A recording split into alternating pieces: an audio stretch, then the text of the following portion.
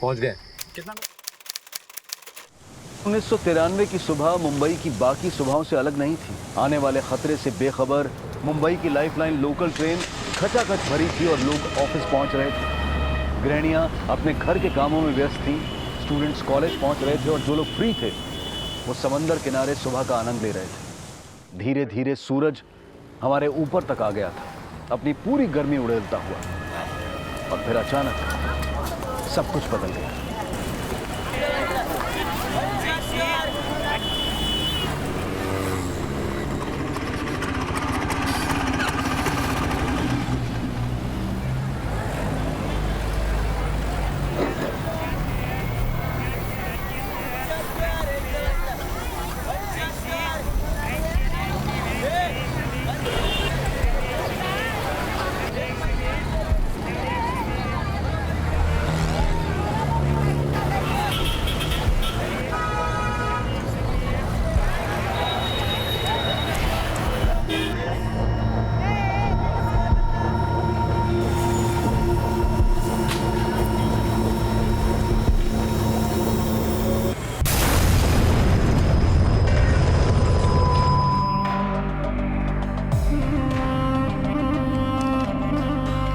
Crime के इतिहास में आजाद हिंदुस्तान के लिए यह सबसे बड़ा हादसा था। एक ऐसा हादसा जिसने जलियांवाला बाग कांड को भी बहुत पीछे छोड़ दिया था। अगर जलियांवाला बाग हादसा हमारी आजादी पर हमला था, तो ये मुंबई बॉम्ब ब्लास्ट हमारे देश के सेकुलरिज्म यानी कि धर्मनिरपेक्षता पर बात था। कुछ ही घंटों में 12 ब्लास्ट ने 257 से भी ज्यादा लोगों की जानें ले ली। लगभग 717 लोग जख्मी हो गए थे। देश की आर्थिक राजधानी मुंबई की सिसकियां गूंज रही थी और पूरा देश शोक मना रहा था। दिन रात की तहकीकात के बाद आखिरकार पुलिस ने इस ब्लास्ट से जुड़े सभी एंटी सोशल एलिमेंट्स का पर्दाफाश कर दिया। इस अमानवीय हमले को अंजाम देने वाले बहुत सारे छोटे प्लेयर्स अरेस्ट भी किए गए, लेकिन इस खूनी खेल को अंजाम देने वाले बड़े प्लेयर्स, बड़े नाम या तो अंडरग्राउंड हो चुके थे या फिर देश छोड़कर भाग चुके थे। इस केस में बड़ी सफलता इस बॉम्ब ब्लास्ट के 8 साल के इंतजार के बाद हासिल हुई। मुंबई ब्लास्ट में उभरा एक अहम नाम, सुलेमान। मेरा डिलीवरी मैन बनेगा?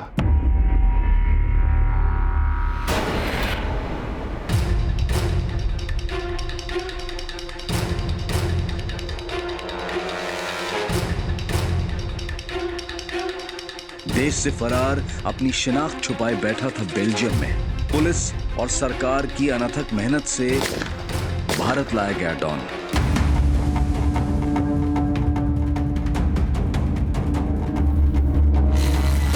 खुद को भाई कहलवाने का शौकीन, बाहर आ गया भाई। बड़ा बनने के लिए कुछ भी कर गुजरने को बेताब। इस तालाब की बड़ी मछलियों के बारे में वो लोग जानना चाहते थे, तो हमने भी एक छोटा सा झींगा पकड़ा दिया। जिस फिल्मी चकाचौंध से प्रभावित था, जहाँ फिल्म स्टार रहते हैं ना, उस एरिया में आपसे बंगला खरीदेंगे हम, और हमारे बगल में हीरोइन होगी ऐसे। वहीं बॉलीवुड में शादी रचाई और उसी फिल्म इंडस्ट्री पर कहर भी ढाया। पहले एक गोली मारना, और जब तक मैं ना बोलूं तब तक दूसरी गोली मत चलाना। 2 करोड़ छोड़ो, मैं 2 रुपए की भीख भी नहीं दूंगा। चल अभी पिक्चर का दी एंड कर दे। आजाद भारत के सबसे बड़े हमले का जिस पर लगा था इल्जाम, एक शातिर दिमाग सुलेमान। अब जब हम आपके हाथ लग गए हैं तो हिंदुस्तान के सारे जुर्म हमारे सर पे थोप देंगे। अजीब दादागिरी है पुलिस की।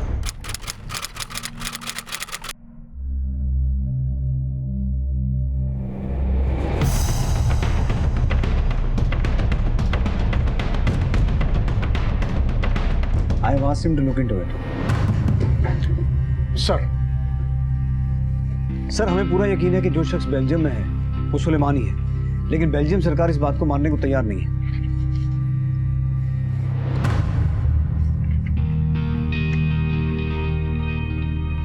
We can't blame them. हमारे पास जो इसकी फोटोज है और जैसा वो अब दिखता है, दोनों में बहुत फर्क है। Plastic surgery. सर, वहाँ उसका नाम रेहान है। एक बेल्जियम नेशनल से शादी करने के कारण उसके पास अब बेल्जियम की सिटीजनशिप भी है। बिना किसी पुख्ता सबूत के सुलेमान को हिंदुस्तान वापस लाना बहुत मुश्किल होगा। जितना भी मुश्किल हो, हम ये मौका हाथ से गवा नहीं सकते उज्जवल। ये 8 साल की लुका छुपी अब खत्म करते हैं। It has to sir. सिर्फ एक ही तरीका है, इसके फिंगरप्रिंट्स। ये सुलेमान मुंबई से नहीं था, ये मुजफ्फरनगर जैसे छोटे शहर से था। बेटा शकील, हमें तुम कभी नहीं हरा पाओगे। ये लो चाल। देखते हैं भाईजान। चल पता चल।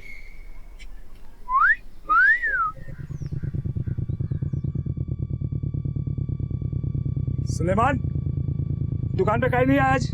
भाईजान हम दुकान में बैठने के लिए पैदा नहीं हुए। अरे तो कहा दिन रात पत्ते खेलोगे? भाईजान हमें कुछ बड़ा काम करना है। कल हम पता चल। अब्बा के लिए दवाइयाँ लेने जा रहे हैं, कोई नहीं है दुकान पे। ये धंधा बंद करो और चला हमारे साथ भाईजान, दुकान पे बैठो। अरे भाईजान एक मिनट। ए, तुम लोग पत्ते खेलो, मैं आता हूँ। भाईजान हमने कहा ना कि हमें दुकान में नहीं बैठना है। अरे तो कब मुफ्त की रोटियां तोड़ोगे? कान खोल के सुन लो, अगर तुम्हें कोई काम नहीं करना है तो तुम्हारे लिए हमारे घर में कोई जगह नहीं है। हाँ तो हमें भी कोई शौक नहीं है रहने का। यहाँ पे जिंदगी शुरू होने से पहले ही खत्म हो जाती है। और हाँ, आप ये सोच के खुश मत होइएगा कि आप हमें निकाल रहे हैं, हम खुद ही चले आ रहे हैं। हाँ हाँ जाओ जाओ, 2 दिन अकल ठिकाने में आ जाएगी।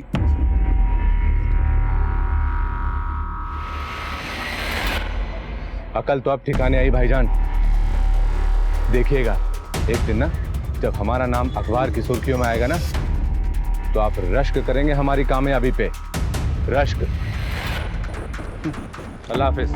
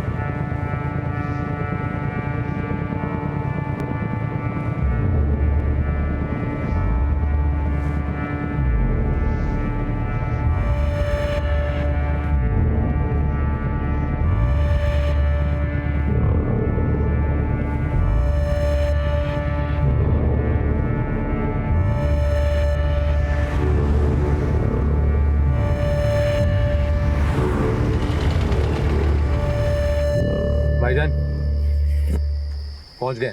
कितना पैसा हुआ भाई? 17 रुपए भाईजान। ये लो। भाईजान खुले नहीं है क्या? जब तुम्हारे पास खुले पैसे नहीं है तो तुम लोग टैक्सी चलाते क्यों हो? भाईजान अगर आपके पास बेडरूम नहीं है तो लड़की क्यों पटाते हैं? क्या बोला बे? क्या बोला तुम? चला। अरे तू बंबई आके करेगा क्या? तो हम यहाँ पे कौन सा तीर मार रहे हैं समू भाई? दिल्ली में अच्छा खासा टैक्सी तो चला रहा है ना। टैक्सी चलाने के लिए पैदा नहीं हुए हम। दिन भर घिसकर 50 रुपए की कमाई भी हाथ में नहीं आती, ऊपर से सवारी से चिक चिक अलग, और सोने के लिए जगह ऐसी मिली है कि खुजली मस्ती हमारे पाँव में, मगर हाथ उठता है दूसरे का खुजाने के लिए। सेमू भाईजान सपनों की नगरी तो बंबई है, हमें बहुत बड़ा आदमी बनना है ताकि किसी की नजर उठे तो हमारा कद ना नाप पाए। बस हम बंबई आ रहे हैं, बाकी सब आप देख लेना।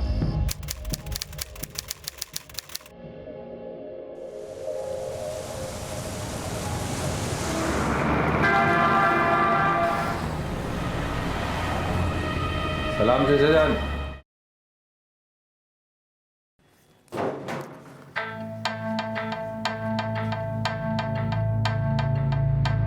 घर चाहिए बंबई में? जी।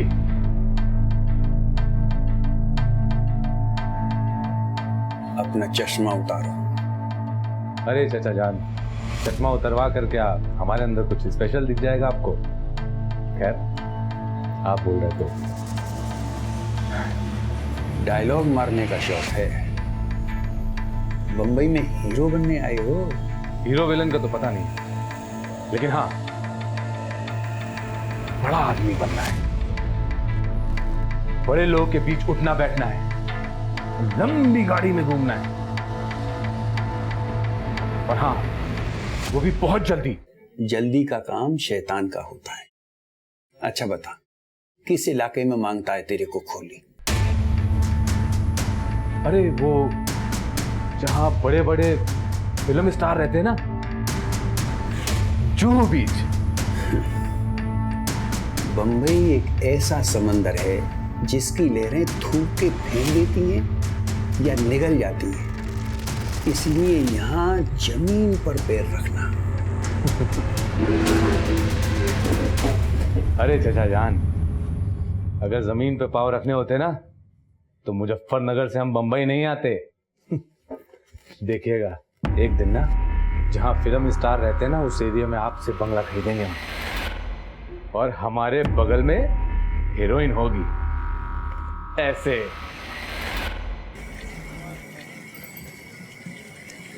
क्या सैमू भाई, 1 हफ्ता हो गया और अभी तक कुछ नहीं हुआ है। अरे सबर कर मेरे भाई, अल्लाह साहब अच्छा करेगा। सैमू भाई, हम बिना कुछ हासिल किए हुए गांव तो नहीं जाएंगे।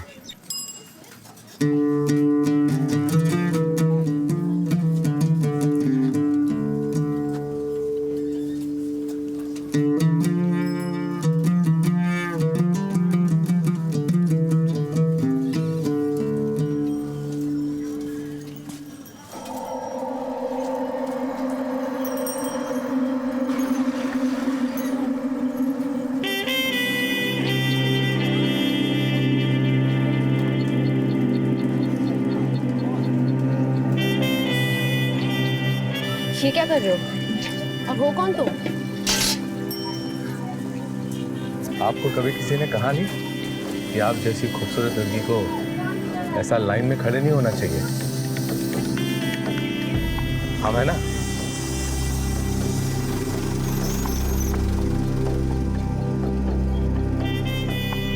पानी कहाँ गया?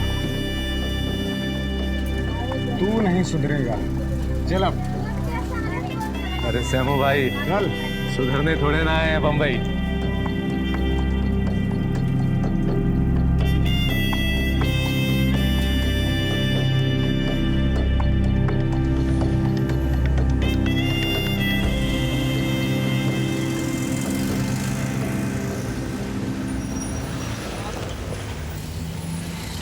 भैया भैया भैया रुकिए, भैया सुन।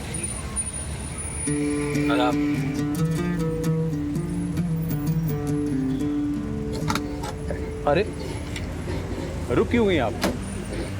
आप ही के लिए तो लाए हैं। देखिए, हम आपको बहुत पसंद करते हैं और इसीलिए सब कुछ आपके लिए कर रहे हैं। हाँ, अगर आप हमें पसंद नहीं करती हैं तो मत बैठिए टैक्सी में। अरे आप ही जाइए, बैठ जाइए।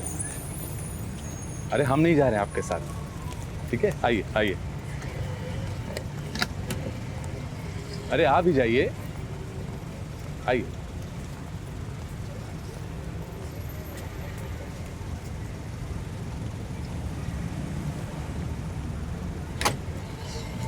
भाईजान जरा संभाल के ले जाइएगा कॉलेज में, ये हीरोइन हमारी अमानत है, ठीक है?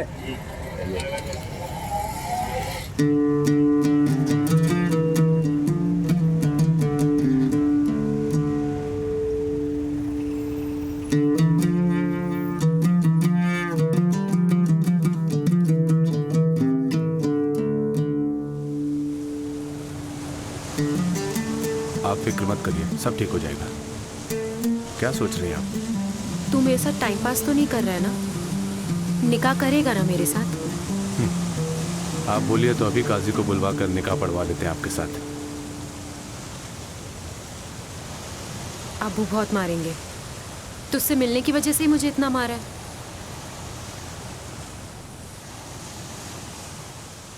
बहुत मारा है।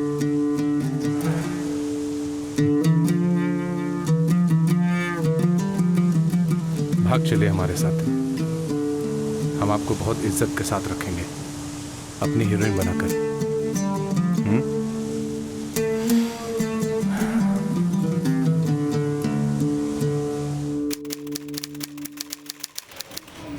साहब, मेरी बेटी को बचा लीजिए साहब, वो कभी ना सुलेमान उससे भगा के लेके गया है। आराम से बताइए क्या बात है आपकी? साहब वो सुलेमान एक नंबर का कमीना है साहब। मेरी बेटी बेवकूफ, वो समझती है वो उससे प्यार करता है, वो कोई उससे प्यार वार नहीं करता साहब। वो तो बस उसके सीधे साधे भोले वालेपन का फायदा उठाना चाहता है। मैंने उसे एक बार धमकाया था साहब, बस वो इसी खुन्नस में मुझसे बदला लिया है। मेरी बेटी की जिंदगी बर्बाद होने से बचा लो साहब। कहाँ लेके जा रही हो? अरे बोलो कि हम दोनों को यहाँ क्यों लेकर आए शोभे लड़की भगाएगा? बहुत हीरो बनने का शौक है तुझे? साहब रुकिए रुकिए, हाथ उठाने से पहले निकाहनामा देख लीजिए। हमने कोई लड़की नहीं भगाई है, बकायदा निकाह किया है इनसे। निकाह? जी पूछ लीजिए। समझाइए नहीं साहब, समझते नहीं है। मीना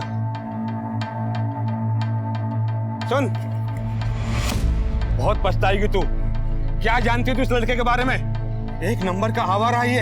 अरे किसी का नहीं हो सकता तो तेरा क्या होगा? सांप है सांप, डस लेगा तुझे ये। अब वो छोड़िए, जाने दीजिए।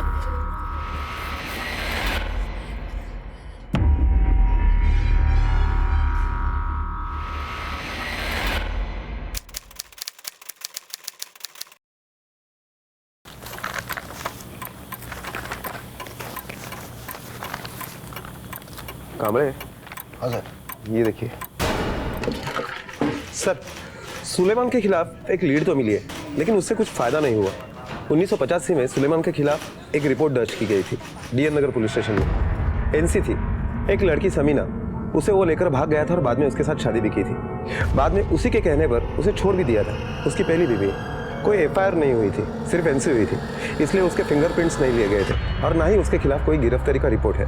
इट्स इम्पॉसिबल कि 15 साल की क्राइम लाइफ में वो कभी अरेस्ट ना हुआ हो। बड़े बड़े ताले खोलने में चाबी तो छोटी लगती है, और खोद के निकालो, कहीं ना कहीं कुछ तो हुआ होगा।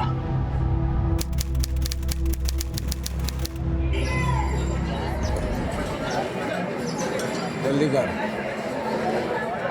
ये ले। क्या सहमू भाई, 2.5 साल हो गया और आपने अभी तक फजल भाई से मिलवाया नहीं है। ये दूध बेचते बेचते थक चुके हैं हम, और अब तो समीना की भी जिम्मेदारी हमारे ही ऊपर है। फजल भाई का वक्त पैसे से ज्यादा कीमती है, और सब्र रख, तेरी जरूरत से ज्यादा उनके मूड पे डिपेंड है। क्या भाईजान, आप तब से हमको लॉलीपॉप पकड़ा रहे हैं। सुलेमान, तेरे को मेरे पे भरोसा नहीं है? अरे फजल भाई को आने दे, अगर उनका मूड सही हुआ तो तेरी आज बात पक्की, समझा? अरे फजल भाई आ गए, तो रुक, मैं तेरे लिए बात करके आता हूं।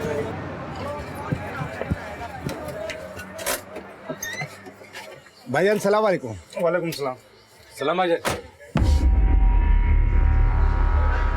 कौन है ये? वो भाईजान हम मुजफ्फरनगर से आए और मुंबई काम करने के लिए आए हुए हैं। हम कोई भी काम कर सकते हैं। हाँ भाईजान, बोलना। भाईजान, हमको भी आपके जैसा बड़ा आदमी बनना है एक दिन। अंदर आता हूं।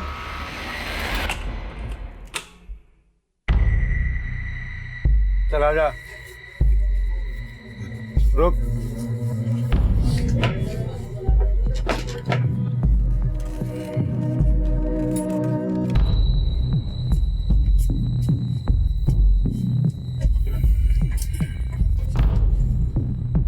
इधर आ जा। हाथ दे। ले हाथ दे।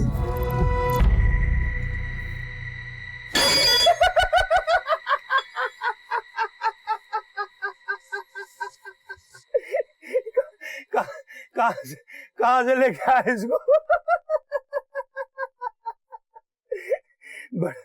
बड़ा आदमी बनना है इसको मेरी तरह। एक दिन मुझे कॉम्पिटिशन देगा।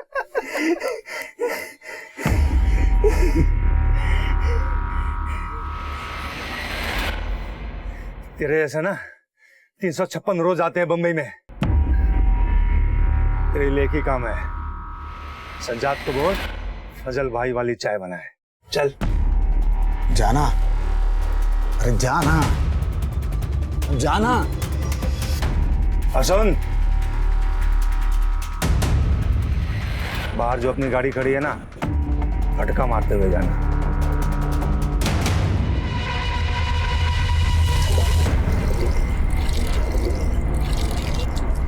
ले साफ कर। अरे तू एड़ा हो गया, पूरा एड़ा। काई को इतना घूर रहा था? तेरे को मालूम है फैजल भाई कौन है? इतना बड़ा भाई है वो। अरे हमारा मालिक है, मालिक। मालिक होंगे आपके लिए, हमारे कोई नहीं लगते वो। और देखिएगा एक दिन ना हमारे नाम पे ही अपनी पैंट गीली करते दिखेंगे। मालूम है तेरे को फजल भाई किसके लिए काम करते हैं? अरे वो पूरे बम्बई के बाप है, बाप। और तू समझता क्यों नहीं? तो हम फजल भाई के लिए क्यों, हम उनके बाप लोग के साथ डायरेक्ट काम क्यों नहीं करेंगे? अच्छा, तू टाइगर के लिए काम करेगा? हाँ तो तू एड़ा हो गया है। मालूम है वो इतनी सी गलती में सीधा खल्लास कर डालते हैं। और मैंने फैजल भाई से तेरे लिए दुकान में बात किया है, तू मन लगा के उनके साथ दुकान में काम करना और ज्यादा उड़ने की कोशिश मत करना, समझा? चल अपना ख्याल रख। हाँ।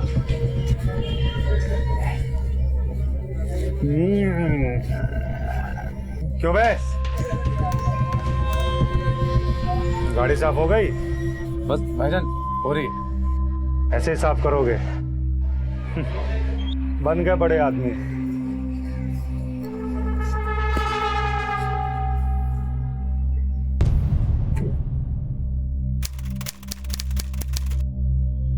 टाइगर भाई आ गए। टाइगर भाई सलाम वालेकुम। फजल का सलाम वालेकुम भाईजान, कैसे आप? सुना है कि रहमत को लोग इधर धंधा करने की कोशिश कर रहे हैं। अरे नहीं भाईजान मैं हूं ना, मैं सब संभालूंगा भाईजान। क्या कर रहा तू यहाँ? जाके चाय बोल, स्पेशल बोल, सजाद बोल, स्पेशल बनाए। आए ना भाईजान। अरे जाना जल्दी जा। हाँ जा रहा हूँ ना। दोबारा अगर इस इलाके में धंधा करने की कोशिश की ना तो कसम खुदा की अगले जुम्मे की नमाज जानदू में पड़ेगा तू। निकल अभी यहाँ से। अबे आओ फैजल, जवान संभाल के बात कर, ये इलाका मेरा है। अरे शर्म नहीं आती तुझे? खड़ा खड़ा क्या देख रहा है? जाता क्यों नहीं? अरे भाईजान अपनी ही करनी की सजा भुगत रहे हैं। हम जिनको पसंद नहीं करते ना तो उनके लिए मारपीट भी नहीं करते, मरने दो सालों को। अच्छा ठीक है।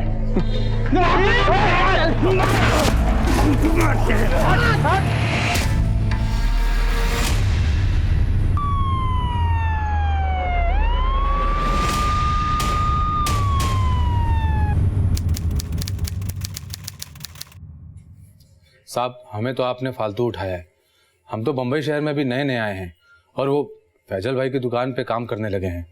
इस मार पिटाई से हमारा कोई लेना देना नहीं है, बस हम तो दुकान के साइड में खड़े हुए थे। सिर्फ खड़ा था? तमाशा देखने का बहुत शौक है तुझे? दिखाऊं तुझे तमाशा में? अम्मी कसम हम सच बोल रहे हैं साहब।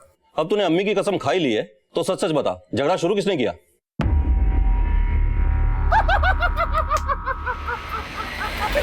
कहीं पैजामा गीला तो नहीं कर दिया? जी साहब हम सब सच बताते हैं आपको। झगड़ा फैजल भाई ने ही शुरू किया था, वो भी कत्ल के इरादे से, क्योंकि उनकी सारे स्मगलिंग का सामान वो मार्केट में अकेले बेचना चाहते थे और वहाँ रहमत पांव पसार रहा था और इसीलिए उन्होंने मारपीट शुरू करा दी। सच बोल रहा है तू? जी हम झूठ नहीं बोलते। माना कि हमारा घर फैजल भाई की दुकान से ही चलता है, लेकिन जो गलत है सो गलत है ना साहब?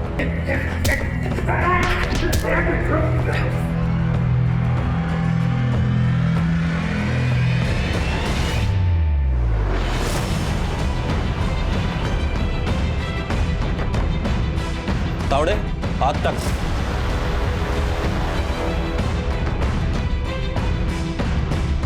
और कुछ?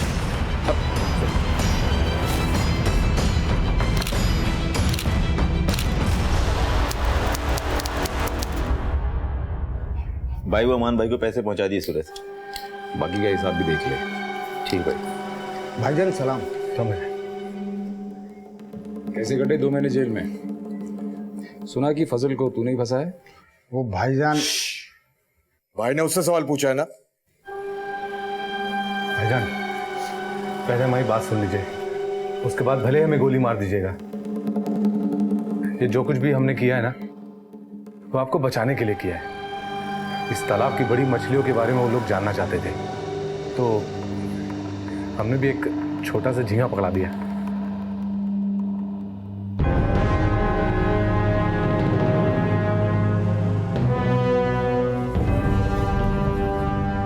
तू दिल्ली में टैक्सी चलाता था ना? जी भाई। मेरा डिलीवरी मैन बनेगा? स्मगलिंग के माल की डिलीवरी करेगा? जी भाईजान बिल्कुल करेंगे और आपको शिकायत का कोई मौका नहीं देंगे। शुक्रिया भाईजान, शुक्रिया।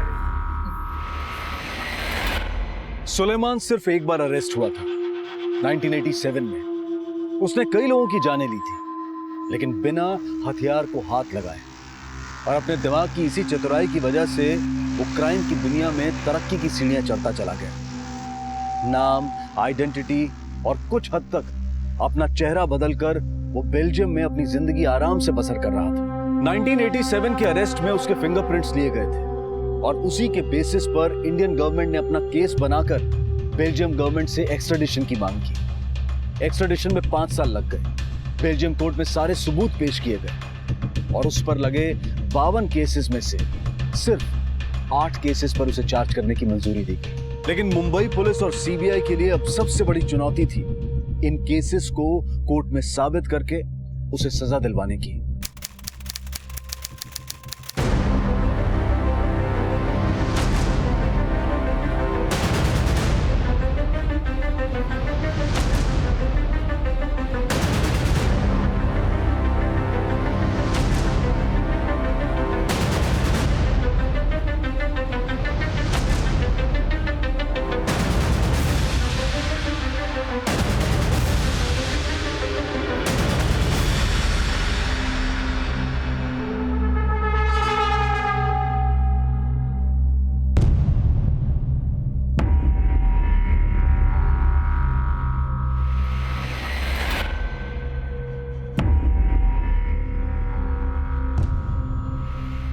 आप देख रहे हैं एमबीटीवी और मैं हूं मनीष शर्मा। इस वक्त की बड़ी खबर, एक बड़ी सफलता हासिल हुई है मुंबई पुलिस को सुलेमान केस में। आज सुलेमान भारत आ चुका है और कुछ ही पलों में इसी बंगलों में यहां पर उनको लेकर आएंगे और यहीं पे मुंबई पुलिस के डीसीपी उज्जवल उससे पूछताछ करेंगे। सारे अपडेट, सारा हाल लगातार आपको मैं यहां से देता रहूंगा।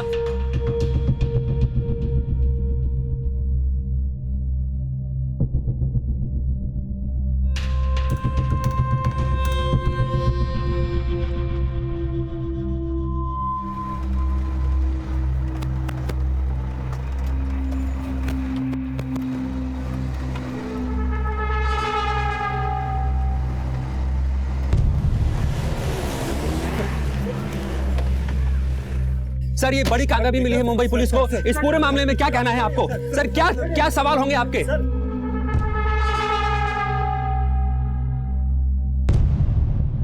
आपको सबसे पहले ताजा वीडियोस दिखाते हैं सुलेमान के। सुलेमान, इस वक्त आप भारत पहुंच चुके हैं। सुलेमान, कुछ कहना चाहेंगे सुलेमान आप? सुलेमान, हम चाहते हैं कि आप मीडिया के सामने कुछ अपनी बात रखें।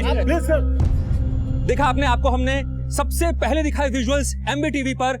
सुलेमान भारत पहुंच चुका है। मुंबई पुलिस के लिए एक बहुत बड़ी कामयाबी है।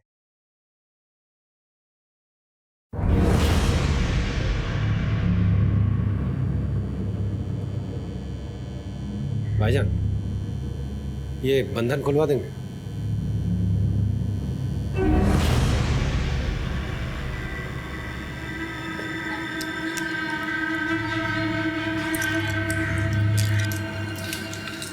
शुक्रिया।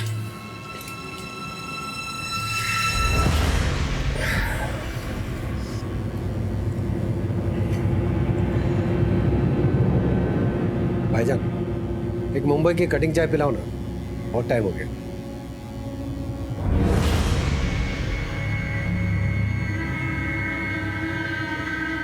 शक्कर थोड़ी कम।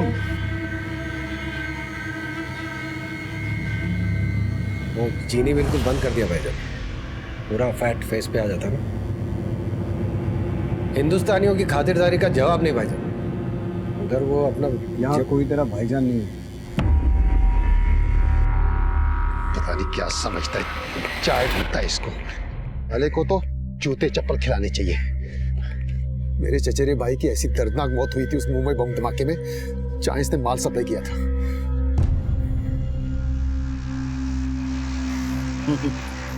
क्यों हंस क्यों रहा?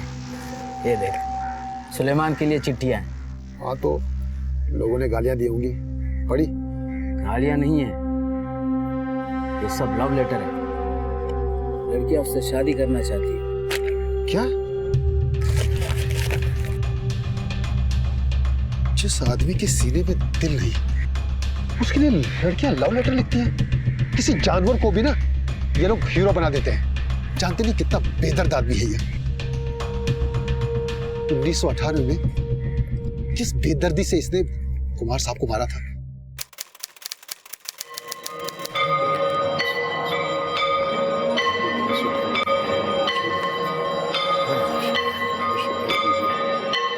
हाय, ये राजेंद्र कुमार मंदिर के अंदर जा रहा है। उसे मंदिर से बाहर निकलने दे, उसके बाद गेम बजाना। ठीक है भाई।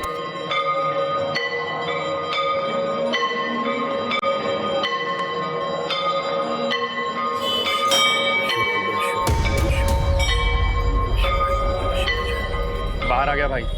चीखें निकलनी चाहिए उसकी। और सुनो, पहले एक गोली मारना, और जब तक मैं ना बोलूं तब तक दूसरी गोली मत चलाना। हाँ भाई।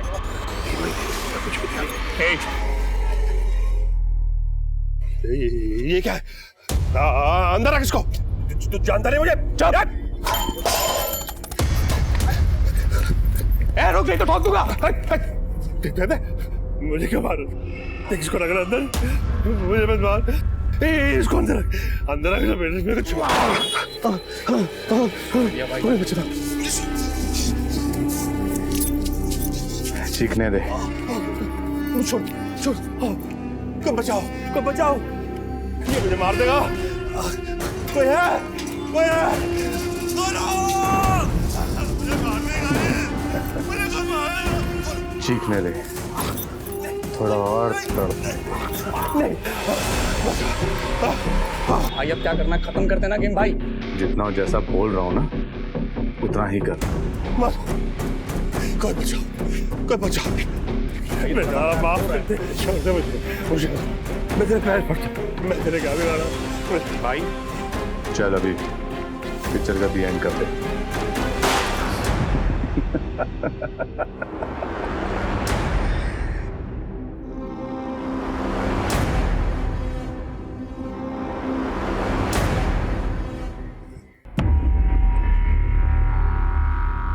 चाय थोड़ी मीठी हो गई।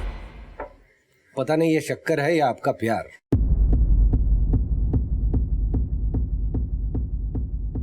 भाईजान, सॉरी साहब, एक बात बताएंगे? एक नहीं 100 बातें बताएंगे। पहले तू ये बता कि राजेंद्र कुमार के मर्डर के वक्त तू ही था ना फोन पे? तू ही इंस्ट्रक्शन दे रहा था ना उस शूटर को? अच्छी कहानी बनाते हो साहब आप।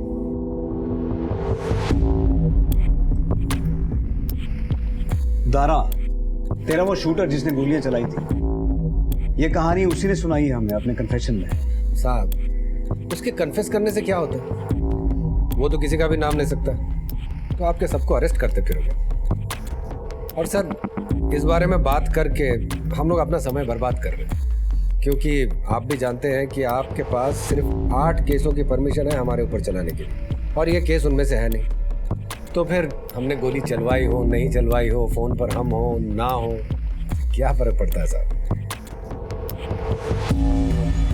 ठीक है, तो उन 8 केसेस के बारे में सवाल जवाब करते हैं। सर 8 क्या, आपके 80 केसेस का जवाब दूंगा।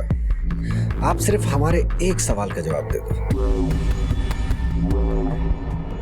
हम बेल्जियम में हैं, इस बात का पता आपको कैसे चला? साहब, हम जानते हैं कि आपको इस बात की मालूमात है, और हम ये भी जानते हैं कि आप हमें बताएंगे नहीं। चलिए हम ही आपको बता देते हैं। देखिए, इसके सिर्फ 3 ही ऑप्शंस हैं। पहला ऑप्शन है हमारी पहली बीवी समीना।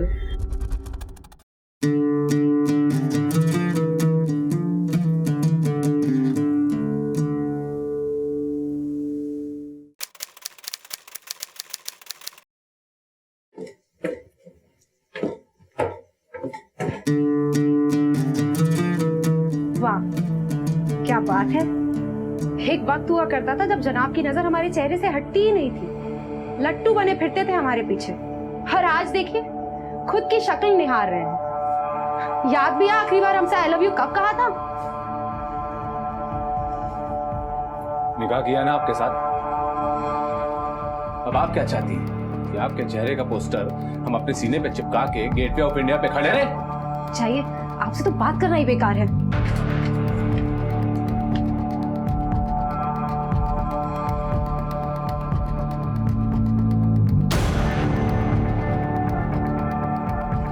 बता रही थी एक लड़की के साथ बहुत देखे जा रहे हैं आप। सिर्फ एक लड़की के बारे में बताया, और भी हैं। क्या मतलब है? देखिए, हम घर के बाहर क्या करते हैं, अगर आप उसमें दखल ना ही दे तो बेहतर होगा। तो हमसे निकाह क्यों किया था? हम कोई सजावट का सामान है जिसे लाए बाजार से और टंगा दिए दीवार पर? एक वक्त हुआ करता था जब हम आपकी हीरोइन हुआ करते थे। क्या हो गया अचानक से? हाँ, हम बहुतों के हीरो हैं। बत्ती बुझा दो, सो जाइए, वरना हमारे पास और भी रास्ते हैं सुलाने के।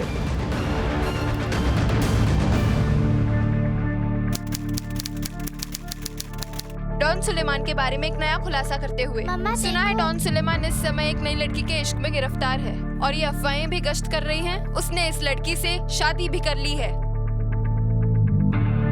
मम्मा, अब्बू, मम्मा आप क्यों रो रहे हो? कुछ नहीं बेटा, कुछ भी नहीं। एक नंबर का आवारा है ये। अरे किसी का नहीं हो सकता तो तेरा क्या होगा? हमें नहीं लगता कि समीना कभी भी हमारे खिलाफ जा सकती थी। हमारा जैसा भी रिश्ता था, अच्छा था बुरा था, हमने निभाया है हमेशा। और वो जैसी भी थी, रोती थी, लड़ लेती थी, पर शायद हमारे खिलाफ कभी नहीं जा सकती थी। आपको क्या लगता है ऋषिक साहब? सुलेमान, तेरा ये सवाल तेरे लिए सवाल ही बन के रह जाएगा। चल कुछ ऐसे सवाल पूछता हूँ जिनके जवाब होंगे तेरे पास। Jaideep Agarwal extortion and murder case 1994।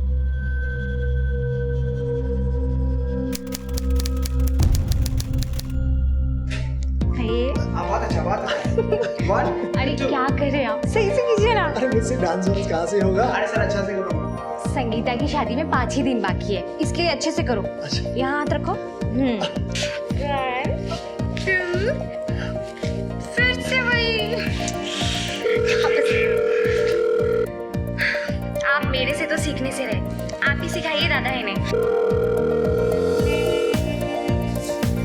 Hello, Suleman बोल रहे हैं, जरा अपने पति देव को फोन दीजिए। सुनिए, सुलेमान का फोन है। आदाब भाईजान, कैसे हैं? सब खैरियत?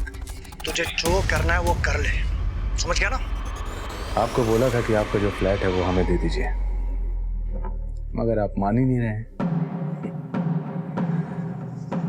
अब अगर अब भी नहीं माने। अबे मीरा रोड का फ्लैट तो बहुत बड़ी बात है, मैं तुझे 1 इंच भी जमीन नहीं दूंगा। अबे बहुत देखे तेरे जैसे भौंकने वाले, ऐसा नहीं पहुंचा हूं यहाँ तक। फोन रख, दोबारा अगर फोन किया ना तो जहां रहता वहीं आके। ख्याल रखिए अपना और भाभी जान का।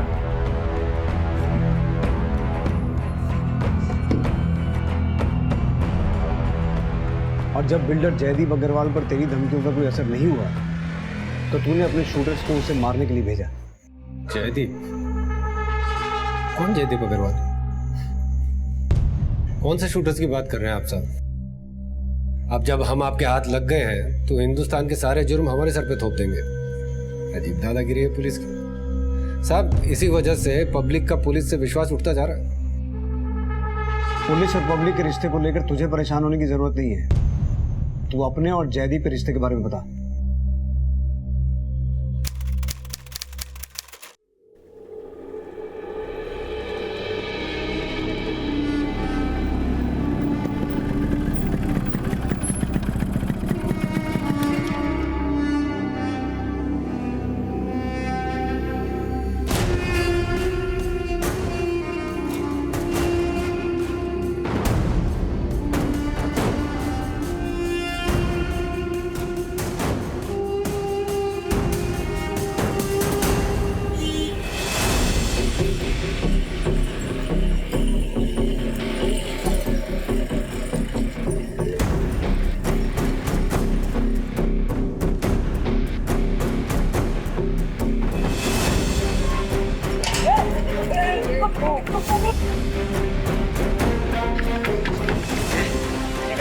जा तू अंदर जा।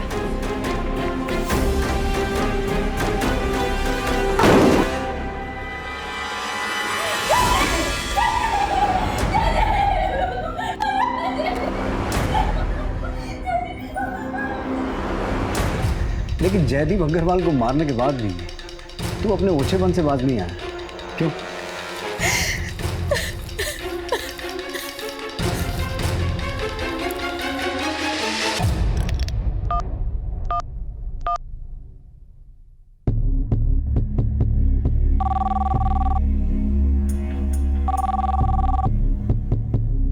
हेलो, शोभना जी से बात कराइए।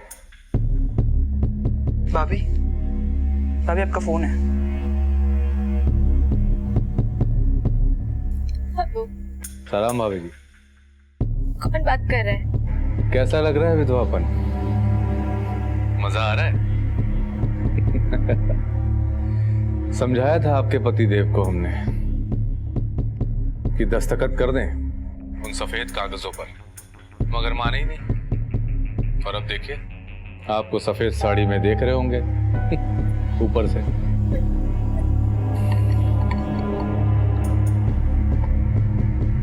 रोइए रोइए, क्योंकि जितना आप रोएंगी उतना ही हमारे दिल को सुकून मिलेगा। और सुनिए, आपके देवरों की जो जमीन है ना, जो मुझे चाहिए, उनको बोलिए वो मुझे दे दे। और अगर नहीं तो हर महीने आपके घर में एक तेरहवीं तो होगी, और फूल माला के साथ आपके घर में फोटो बढ़ती जाएंगी। अभी किसका फोन है? चलिए, अपना और देवरों का ख्याल रखिएगा।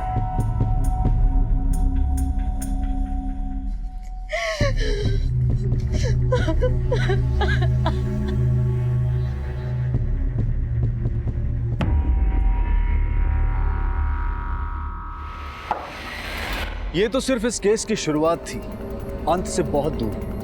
इस क्रिमिनल पर और भी बहुत सारे भयानक अपराधों को अंजाम देने का इल्जाम था। लेकिन ये इतना बड़ा आतंकवादी बना कैसे? लोग इससे इतना डरते क्यों थे? कानून से ये अब तक बचता कैसे रहा? और मीडिया इंडस्ट्री में इसका इतना खौफ क्यों था? इस कहानी को हम आगे बढ़ाएंगे इस केस के दूसरे और आखिरी भाग में। अब मैं अनूप सोनी आपसे विदा लेता हूं, फिर मुलाकात होगी। तब तक अपना और अपने परिवार का ख्याल रखें और देखते रहें क्राइम पेट्रोल डायल 100। सबक एक को, सीख हम सबको। जय हिंद।